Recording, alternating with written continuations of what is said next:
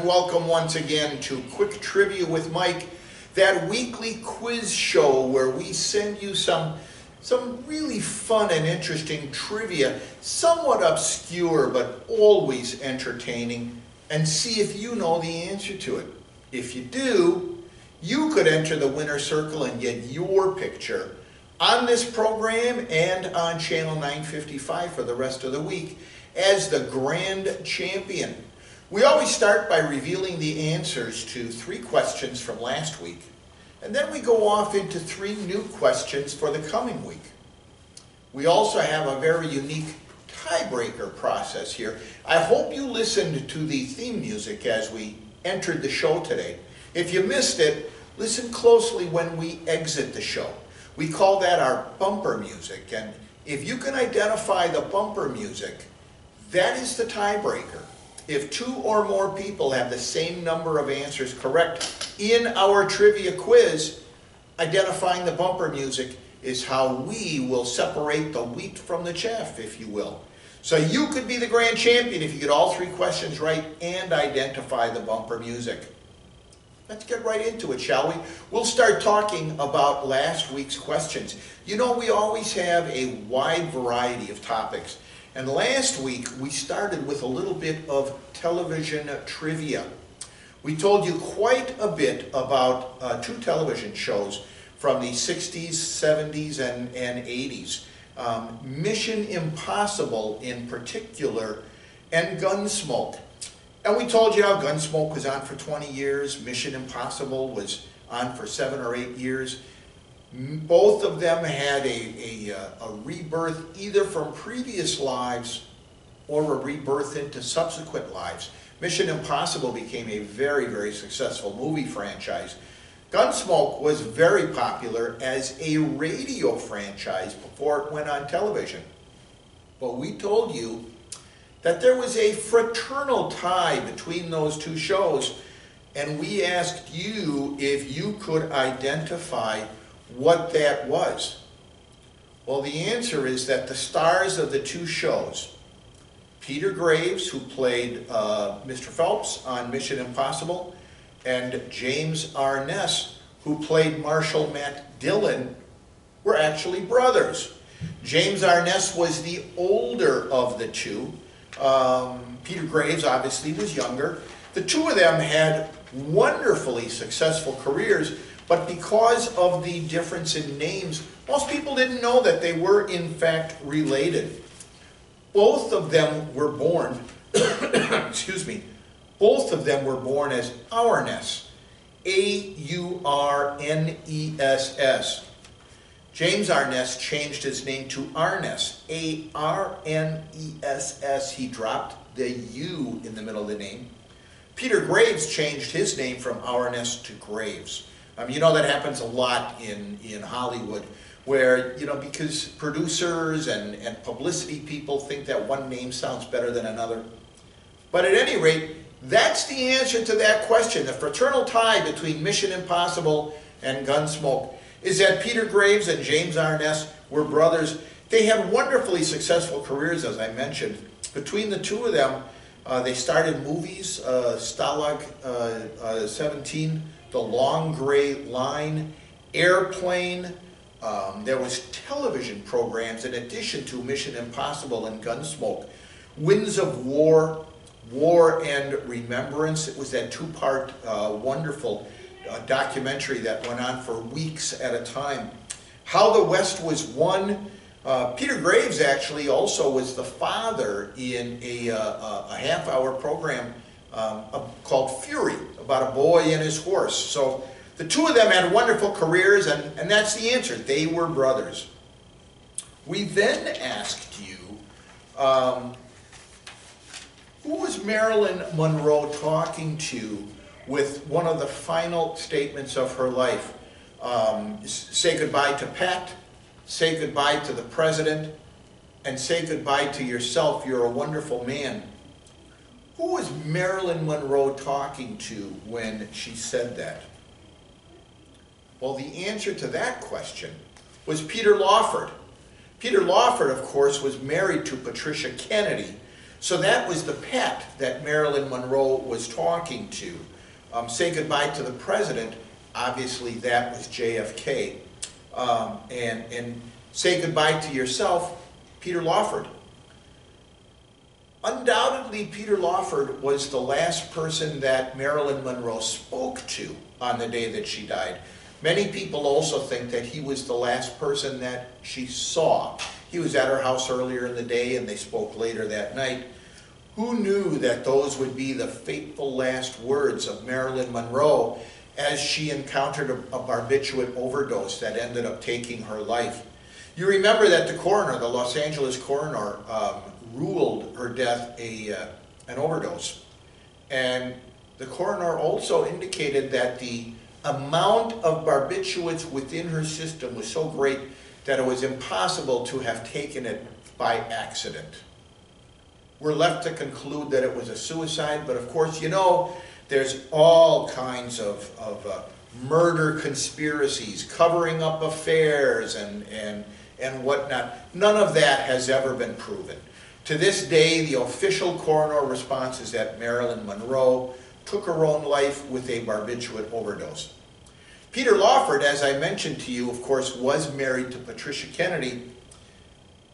One of the interesting things about Peter Lawford is that he lived his life as a movie star, being married into a very famous political family. People say that Peter Lawford lived his life at the intersection of politics, show business, and scandal. He knew just about everything that was going on in both worlds. Part of the reason that he knew so much about Hollywood was because of the friends that he kept. You remember he was one of the members of the infamous Rat Pack, composed of Sammy Davis Jr., Frank Sinatra, Joey Bishop, and Dean Martin. Many people think that Peter Lawford's career was resurrected because of his relationship to the Rat Pack. You also know that the Rat Pack had an earlier incarnation. Humphrey Bogart had a very close set of friends, and they used to party hard together. When Humphrey Bogart passed away, the Rat Pack kind of dissolved. But again, it was resurrected by Frank Sinatra, the chairman of the board, and he had his own set of followings. Ironically, the thing that brought Peter Lawford into the Rat Pack, his connection to national politics and being the brother-in-law of JFK, is what ultimately soured the Rat Pack on Peter Lawford. You might know that at the urging of Robert F. Kennedy and also some of his other political advisors, JFK started to distance himself from Frank Sinatra. Frank Sinatra reveled in the fact that he was a close personal friend of the president. In fact, the president was to stay at Frank Sinatra's California home for a vacation. Frank Sinatra put a helipad in so that Marine One could land right on Frank Sinatra's property. At the urging of JFK's advisors, he started to pull away from that relationship. Frank Sinatra blamed Peter Lawford. Peter Lawford got dropped from the Rat Pack. Ultimately, Peter Lawford died as a young man. He was only 61, and he also had an ending that was very closely tied to alcoholism and drug overdoses as well. So a second person from Hollywood fame that really, unfortunately, had a sad demise. Third, we talked a little bit about college football. I mentioned three separate, very famous coaches in last week's show, and one of them had a very famous saying. We talked about Bear Bryant, we talked about Knute Rockne, and we talked about Woody Hayes. As you know, they were from Alabama, Notre Dame, and Ohio State, respectively. Between them, they had 14 national championships. Knute Rockne really put Notre Dame on the map with the success of football in the 20s. Bear Bryant really elevated Alabama to a level that is still revered today among college coaches. He's very much the standard that people hold themselves to. And Woody Hayes, of course, a 28-year run as a coach, just a remarkable tenure at Ohio State. One of them said, however, I don't know what I would do if I couldn't coach. And I asked you who that was. The answer, of course, was Paul Bear Bryant. So there you have it, our 3 questions from last week's trivia quizzes. We had several players this past week, and of those players, I had 2 that got all of the questions correct. I had Teresa Sundberg, and I had Kelvin Schrader. As you know, when we have, I'm sorry, I had 3 that had all of the questions correct. Sandra Meyer also had all of the questions correct. So Sandra Meyer, Teresa Sundberg, and Kelvin Schrader had all the questions correct. As you know, we then go on to the bumper music. Teresa Sundberg and Kelvin Schrader correctly identified our bumper music last year as Orange Blossom Special, played by Lester Flatt and Earl Scruggs. Both Teresa Sundberg and Kelvin Schrader got that correct.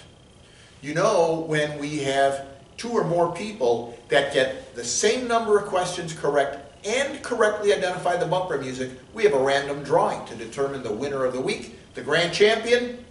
This week, the Trivia Grandmaster is Kelvin Schrader. Kelvin Schrader has had his photo taken. You'll see him towards the end of this show. You're also going to see him all week long on channel 955, identified as this week's grand champion of Quick Trivia with Mike. Congratulations to all of our players. Congratulations to Sandra, to Teresa, and to Kelvin for getting all 3 questions correct. To Teresa, again, for getting the bumper music correct as well. And to Kelvin for being our grand champion for the week. Let's move on to this week's questions, shall we? But first, we're going to take a brief pause. And we'll be right back. Hungry? How about a hearty Castleberry's pit-cooked barbecue sandwich? Castleberry's has the smoky, savory goodness you get only with the finest lean chunks of meat, slow-cooked over a real barbecue pit to seal in the succulent juices, and braised with a zesty barbecue sauce. No wonder Castleberry's pit-cooked barbecue sandwiches have such a luscious flavor. Great with soft drinks, French fries, and other fine snacks. Visit our snack bar now and ask for Castleberry's pit-cooked barbecue sandwiches.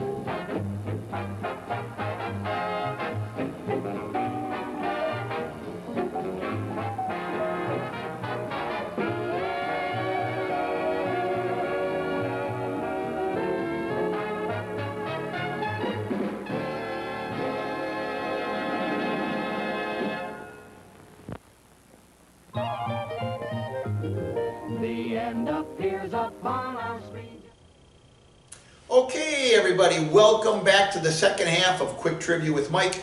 I'm your host, Mike Brever. We're going to delve right into this next week's trivia questions. As always, I've got 3 for you, and I have a variety of topics I think you're going to find really interesting. We're going to begin by going off into a new sport, something that we haven't delved with yet, boxing. And boxing at the intersection of sport and Hollywood. There are 3 boxing movies I intend to take a little bit of a look at: Rocky, Raging Bull, and Cinderella Man. Let us begin with Rocky, starring Sylvester Stallone. It actually put Sylvester Stallone on the map. It's the story of Rocky Balboa, a down-and-out practice fighter for real serious contenders. Rocky also, could have been more, but his career had delved down to basically being an enforcer for bill collectors. The movie itself was made for $1 million, but it grossed $225 million. And it started the Rocky movie franchise, which led to 7 more incarnations. Specifically, Rocky is a down-and-out fighter who is selected by the world champion Apollo Creed somewhat as an exhibition. It's a legitimate fight, but Apollo Creed expects it to be nothing more than a sparring match. Rocky, of course, dedicates himself to making a good showing. Along the way, he ends up falling in love with a young lady named Adrian. The movie goes on about all the troubles that he experiences as he tries to resurrect his career and his life. In the end, you know that he loses the bout in 15 rounds, but he finds himself and he finds true love as well. Again, starring Sylvester Stallone, Talia Shire, and Burgess Meredith. The second wonderful boxing movie is Raging Bull. Raging Bull is the life story of Jake LaMotta. It's Jake's 1970 memoir, starring Robert De Niro. It's the tortured story of mob connections, a dysfunctional home life. Jake LaMotta actually marries a 15-year-old girl in the course of this. He divorces his wife to be able to do that. Ultimately, after about 15 more years, this young lady divorces him as well. Ultimately, Jake LaMotta is paid by the mob to take a dive in a fight in order to earn a chance at the world title. So if he does what the mob wants and he helps them earn a lot of money by gambling, by taking a dive in a fight he's supposed to win, then he will get a chance at the championship. Jake LaMotta does in fact do this, but what he ends up doing by taking the dive is he simply refuses to fight after beginning the fight by being the obvious better of the two boxers. His license ends up being revoked because it's obvious that this was not a fight that was on the up and up. About 5 years later, his license is reinstated, and 4 years after that, he ends up winning the middleweight belt against Marcel Sardin.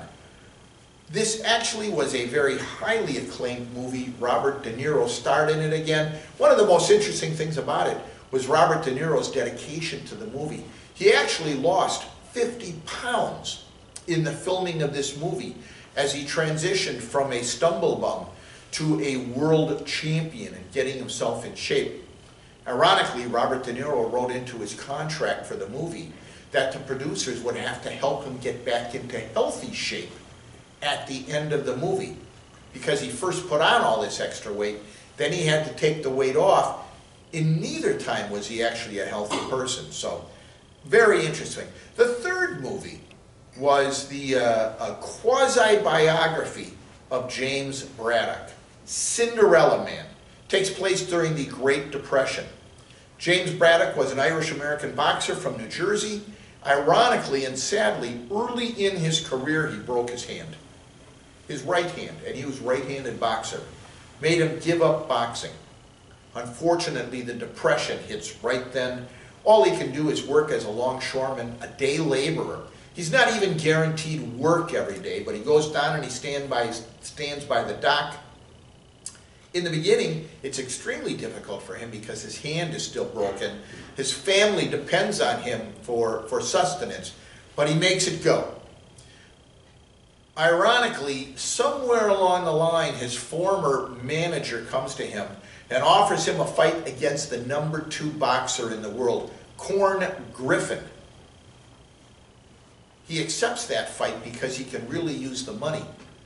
But James Braddock's wife was vehemently opposed to him boxing because she didn't want him to get hurt anymore. She finally accepts the fact because it turns out that Braddock's manager was in the same financial straits as James Braddock. And as a result of that, Braddock's wife says, you know, go ahead, you'll do something for the two of us, which is good. Ultimately, as a result of that, Braddock ends up winning against Corn Griffin. He then gets a fight against the #1 boxer in the world, Max Baer. He ends up defeating Max Baer in what is potentially the upset of the century. He takes that prize money, gives up boxing, he ends up buying a house, he starts his own business, and he buys the very machinery that's used on the docks. And instead of being a longshoreman who's scrambling for work every day, he's now running the business, lives his life very successfully, lives out the rest of his life in New Jersey in the modest house that he bought with the prize money that he earned by beating Max Baer. Now, by the way, that movie starred Russell Crowe. Of those three movies, Rocky, Raging Bull, and Cinderella Man, all three were just brilliant movies. It really was a crossroads between sport and film, and the producers of those programs just did a wonderful job. In one of them, the very famous saying, "You had it in you to be a great fighter, but you were lazy." Which of those three movies does that famous saying come from? And who says it to the lead? You had it in you to be a great fighter, but you were lazy. Was it Rocky? Was it Raging Bull? Or was it Cinderella Man? That is question number 1. Question number 2. We're going to go off a little bit into some historical issues. We're also going to talk a little bit about presidential trivia. You know, I always like to throw one of these in every once in a while, and I hope you find this one interesting. PATCO, the Professional Air Traffic Controllers. It was founded in 1968 with the help from famed attorney F. Lee Bailey. You know, air traffic controllers, they're the one who sit up in the towers at airports around the world. You know, and they tell flights, okay, you're next on the landing strip, or you're next to take off, and they really control everything going on up in the air. And this is a very, very pressure-packed job, and these are highly skilled individuals that do it. In 1969, a year after the air traffic controllers formed PATCO, the Professional Air Traffic Controllers, the U.S. Civil Service Commission ruled that it was in fact a union, a trade union. PATCO had a history of labor unrest. In 1970, they had their very first sick-out to protest unsafe FAA regulations.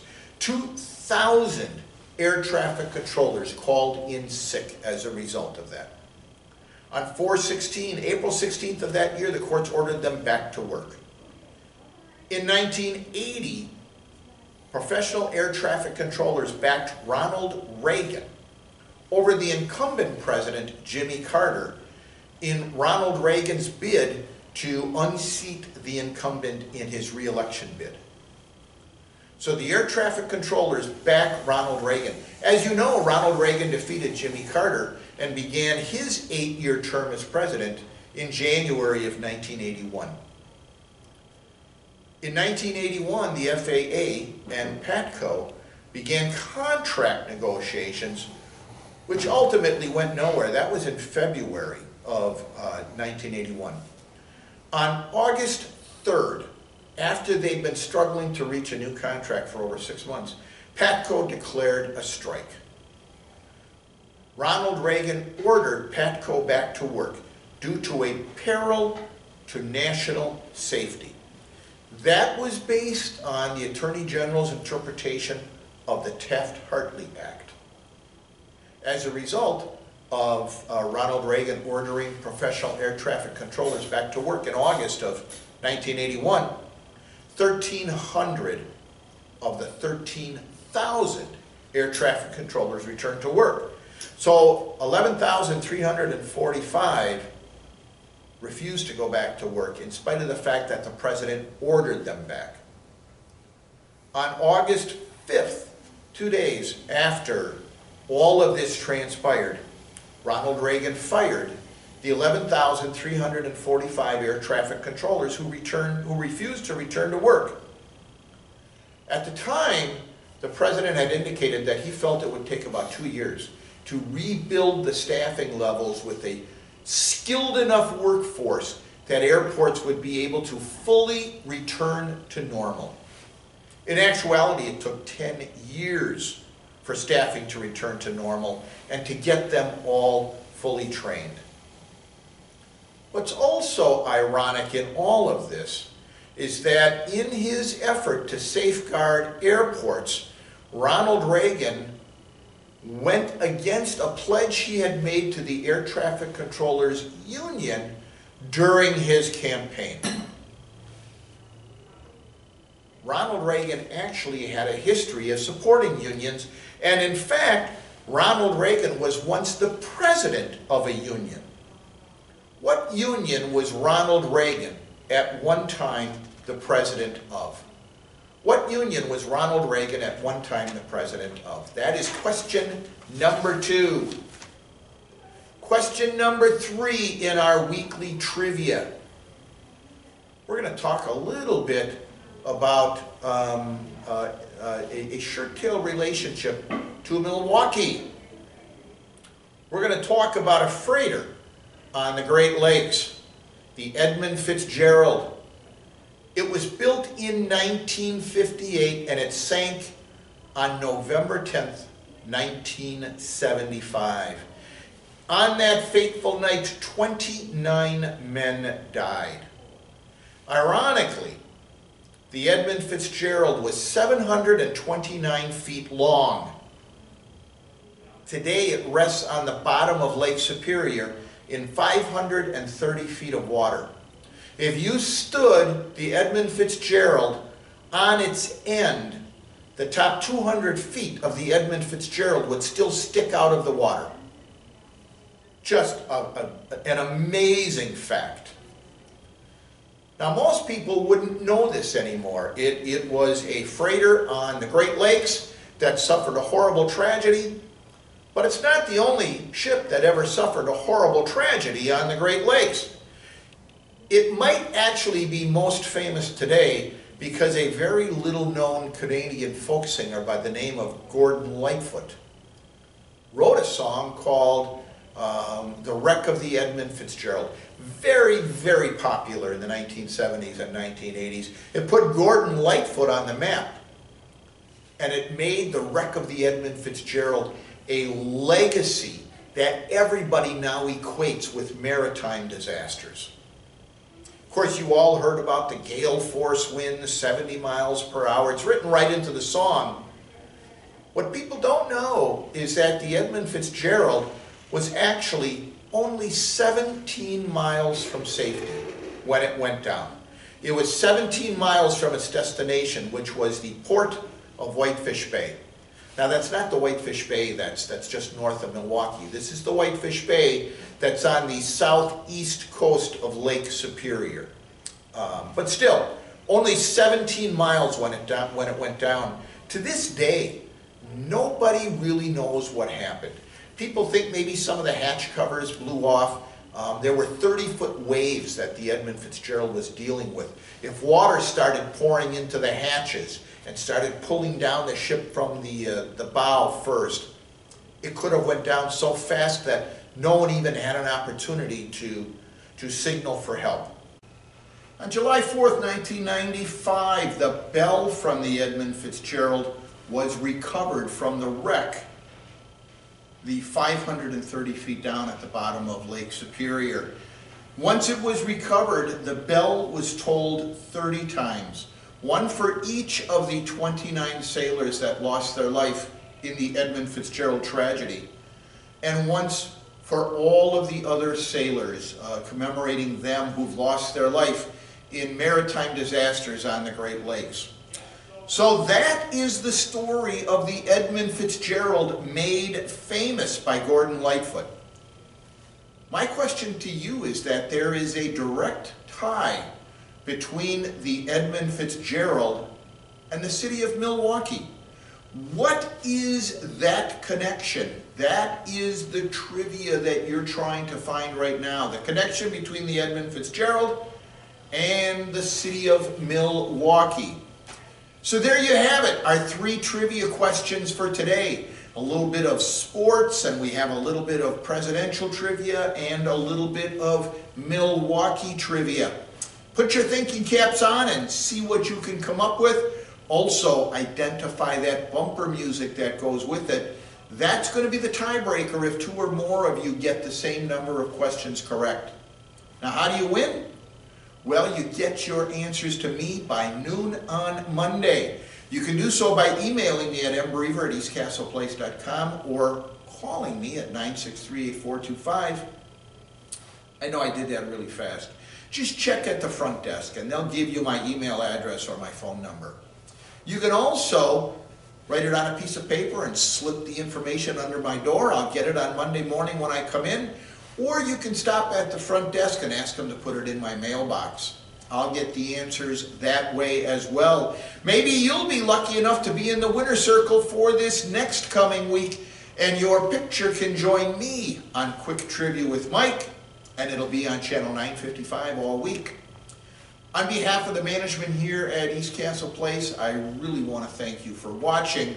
Our president of ECTV, Tyler Gudex, our general manager, Laura Wengler, our producer and my producer and cameraman, Scott McFerrin, and of course my artistic director, Cooper Ledvina. I also owe a deep debt of gratitude to Scott and Cooper.